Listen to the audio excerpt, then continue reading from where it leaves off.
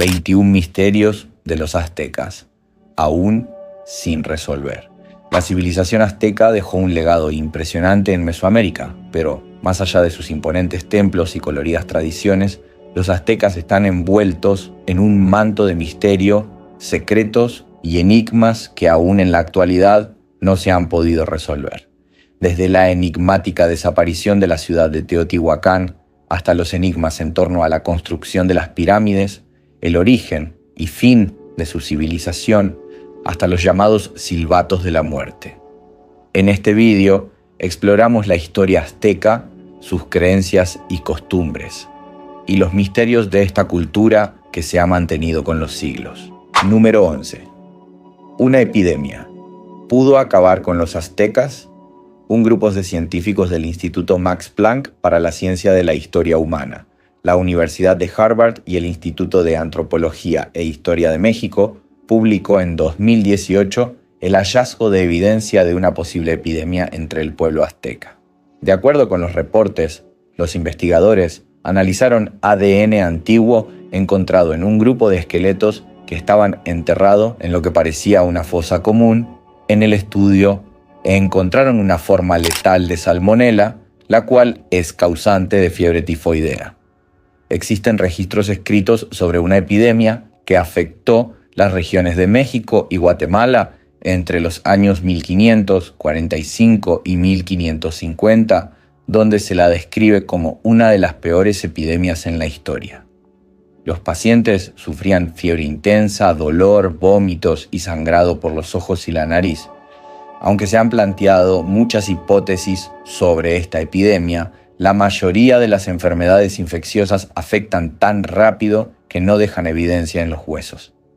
Por eso, adivinar cuáles son las enfermedades o brotes registrados en la historia se suele hacer con base en comparaciones de las descripciones de los síntomas.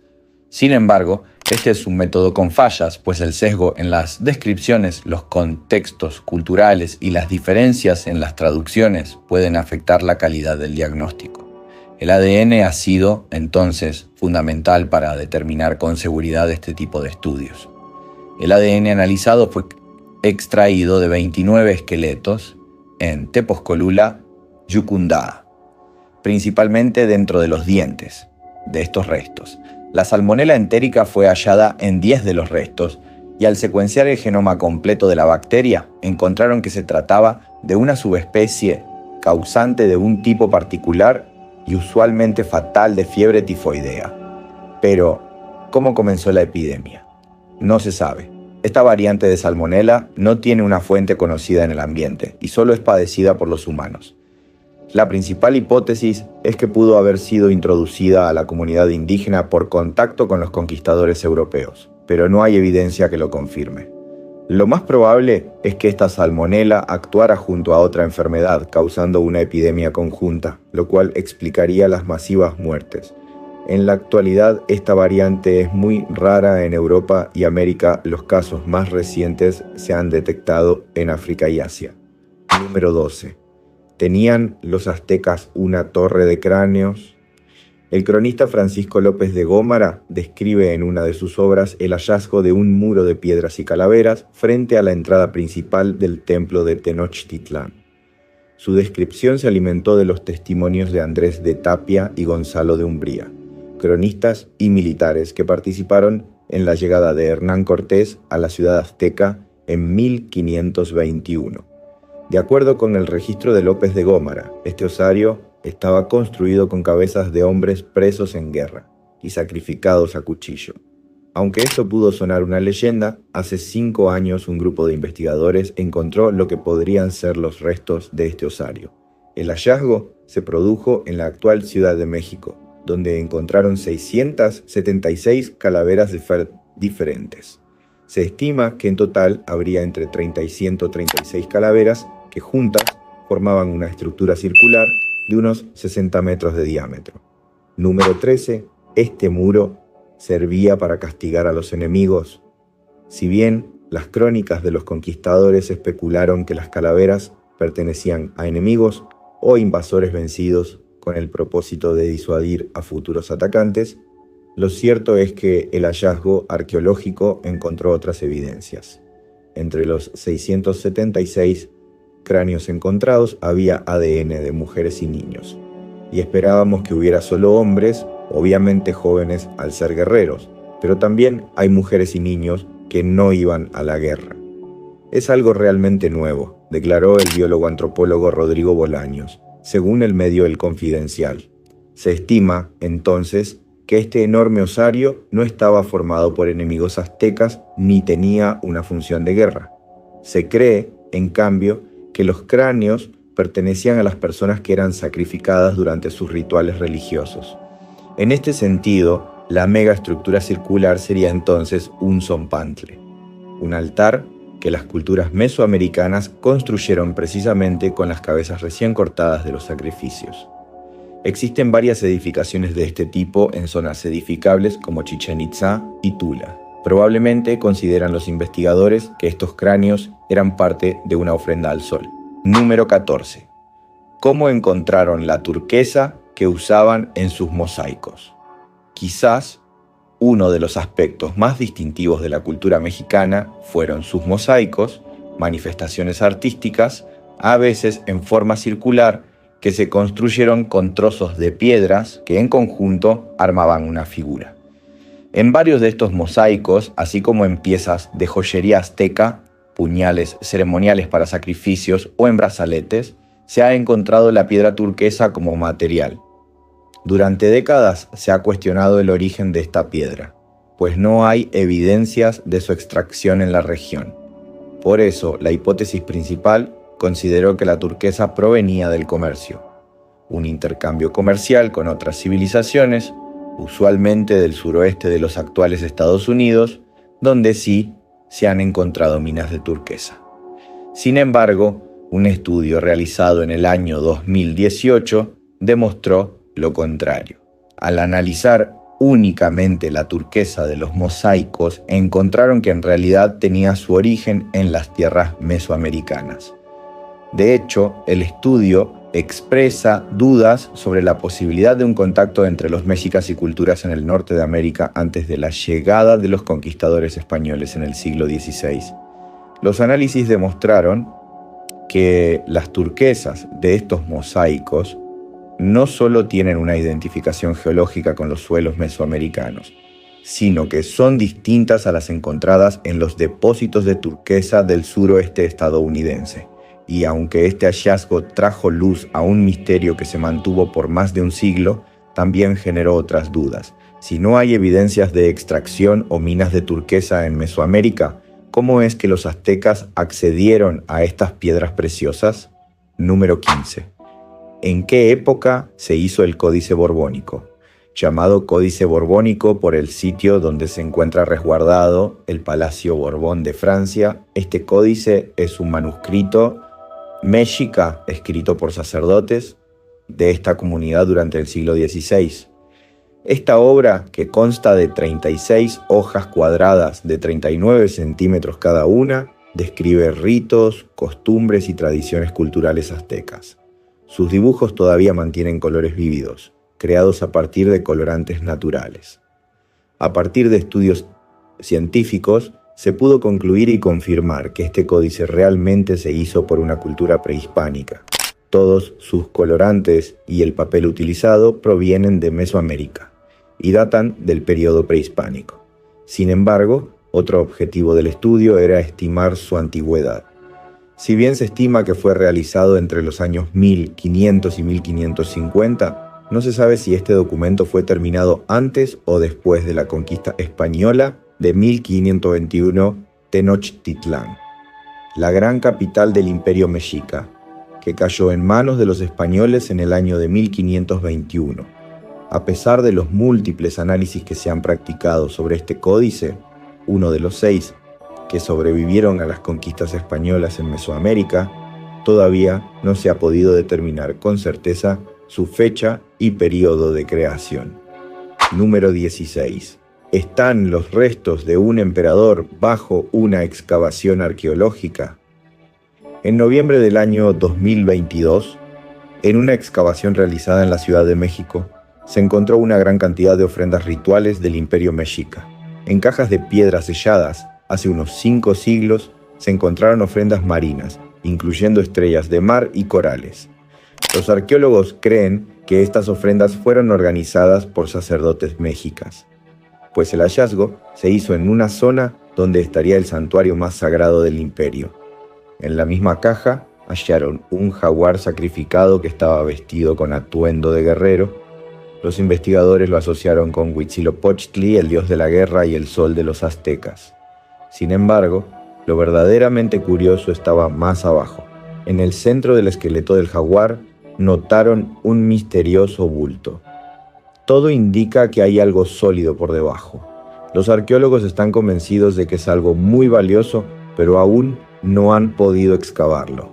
Leonardo López Luján, el arqueólogo jefe del proyecto Templo Mayor del Instituto Nacional de Antropología e Historia, afirmó que esperan un descubrimiento.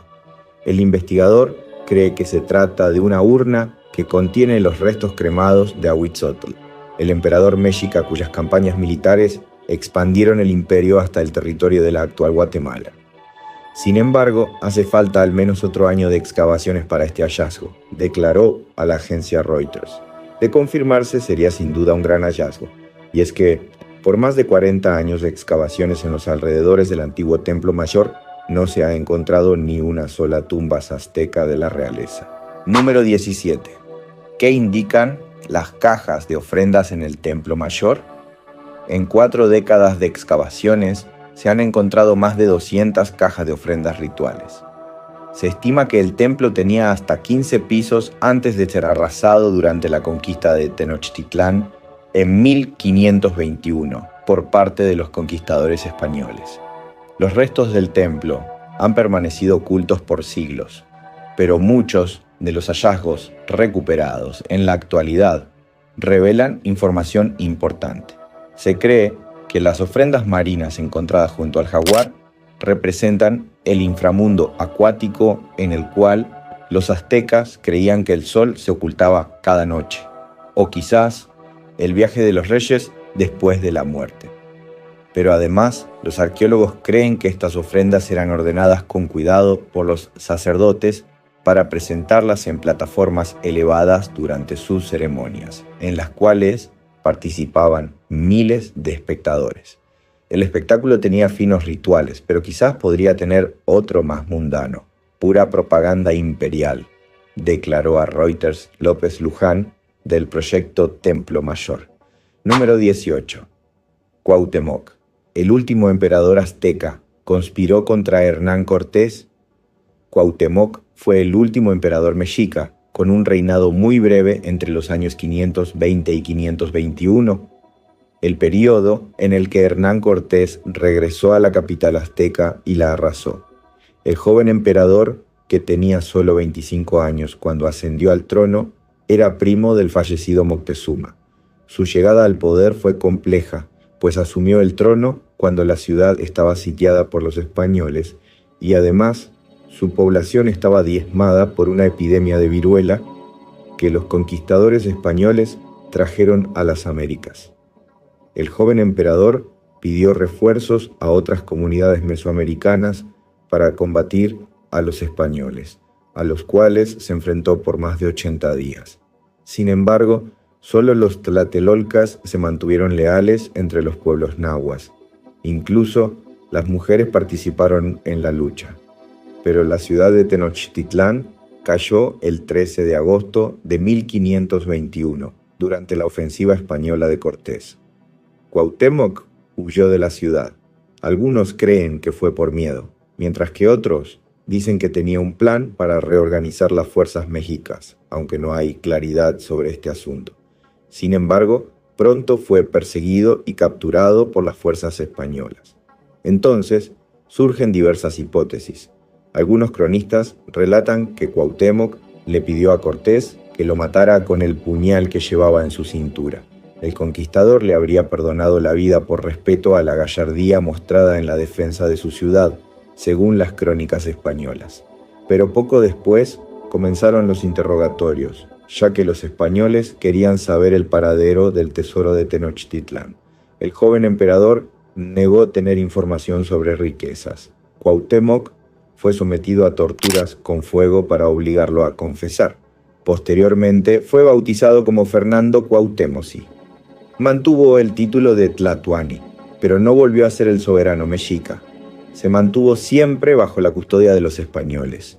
Y, finalmente, en 1525 fue ejecutado después de que Cortés lo llevara en una expedición a Honduras y lo acusara de orquestar una conspiración para matarlo. Sin embargo, no hay verdaderas evidencias de esta supuesta conspiración. De hecho, los historiadores españoles están divididos en este sentido. De acuerdo con Fernando de Alba Cortés y Sositu, un historiador castizo, la ejecución se hizo injustamente, pues todo fue una invención de Cortés. Número 19. ¿Para qué se usaban los silbatos de la muerte? En diversos yacimientos arqueológicos, desde la década de 1960, se han encontrado distintas flautas y pitos, la mayoría creados con rocas, arcilla o hueso. Si bien la mayoría emite sonidos similares al viento o a las aves, algunos se han destacado por generar sonidos más macabros, como gritos o aullidos. Estos silbatos fueron bautizados como silbatos de la muerte en 1999 por el ingeniero Roberto Velázquez Cabrera, quien lideró una investigación sobre los artículos. Recibieron este nombre después del hallazgo de los restos de un joven de 20 años de edad, que se presume fue sacrificado en Tlatelolco. El cadáver tenía un silbato en cada mano, hechos con cerámica y con la forma de una calavera humana.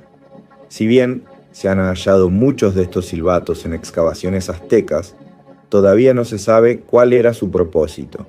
Sin embargo, existen diferentes hipótesis. Algunos investigadores creen que eran parte de rituales y se usaban para atribuir a los sacrificados algunas características de los dioses, como invocar la lluvia. Otros creen que tuvieron un fin bélico, pues se podían utilizar para rugir mientras se manipulaban armas durante la lucha. Por otro lado, se cree que tenían una función sanitaria.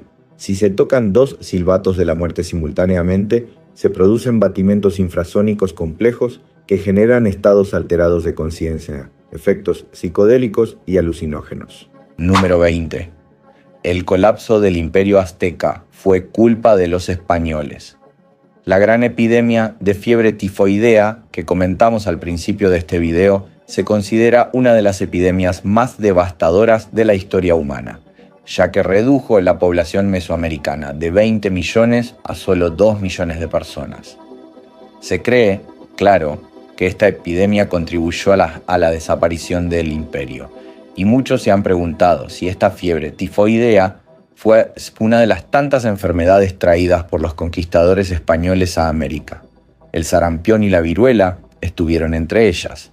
Sin embargo, los registros médicos de la época muestran que esta epidemia no tenía las características de las enfermedades más conocidas de los europeos, por lo que muchos plantearon la hipótesis de que se trató de una fiebre hemorrágica de origen mexicano. En efecto, los estudios recientes confirmaron que se trató de una salmonella letal. La fiebre tifoidea se transmite mediante alimentos o agua infectada, pero no hay registros que confirmen si esta enfermedad afectaba a los indígenas antes de la llegada de los europeos. Sí se cree, sin embargo, que las nuevas dinámicas impuestas por los españoles, como la reubicación de la población, la introducción del ganado y otras prácticas agrícolas, fomentaron la propagación de esta enfermedad. Número 21. ¿Por qué todavía hay tantos misterios alrededor de la cultura aztecas? Por siglos, las principales fuentes de información sobre las grandes culturas mesoamericanas fueron los cronistas y relatos de los españoles conquistadores o colonizadores. Naturalmente, estas fuentes tienen sesgos y solo muestran una parte de la historia que fue útil para entender algunos rasgos culturales mexicas, pero no reflejan toda la diversidad y profundidad cultural de esta comunidad.